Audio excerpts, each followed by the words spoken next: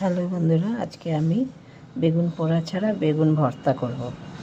Hello বন্ধুরা, আজকে দেখো বেগুন টমাটোর ভাজবো, ভেজে এটাকে মাখবো পেঁয়াজ দিয়ে, রুটি দিয়ে খাওয়া হবে।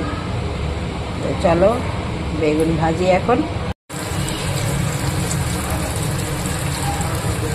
ভাজা হচ্ছে বেগুনটা পুরো ভাজা হয়ে গিয়েছে, লাল লাল করে। বেগুন সব টমাটোরের চোকলাটা ছাড়িয়ে নেব।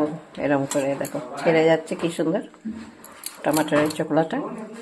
এবার সব একসাথে মাখবো। দেখো সব একসাথে মিক্স করছি।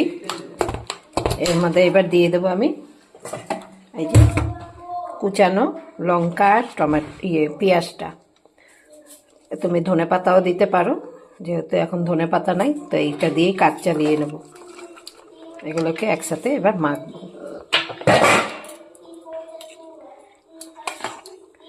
নুন দেওয়া আছে, নুনটা আবার দেখে দিতে হবে, লাগলে দিতে হবে, আর না হলে দিতে হবে না। আর গরম গরম রুটির সাথে খেতে হেভি লাগে। বেগুন পোড়ার থেকে এটাও ভালোই লাগে। বেগুন পোড়াটার আলাদা স্বাদ, আর এটার আবার আলাদা স্বাদ।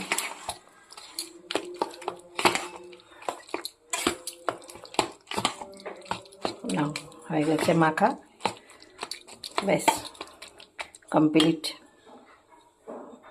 দেখো কমপ্লিট হয়ে গিয়েছে একদম। দেখতে কত সুন্দর লাগছে। এর মধ্যে ধনেপাতা দিলে আর একটু সবুজ সবুজ লাগতো। আর এটা আমি কাঁচা লঙ্কা ছোট ছোট করে কেটে দিয়েছি, আর পেঁয়াজ। চলো কমপ্লিট, খাওয়ার জন্য তৈরি হয়ে গিয়েছে। এটা গরম গরম রুটি দিয়েও খেতে পারো, পরোটা দিয়েও খেতে পারো। ঠিক আছে, রাখছি, আবার অন্য ভিডিওতে দেখা হবে। টাটা।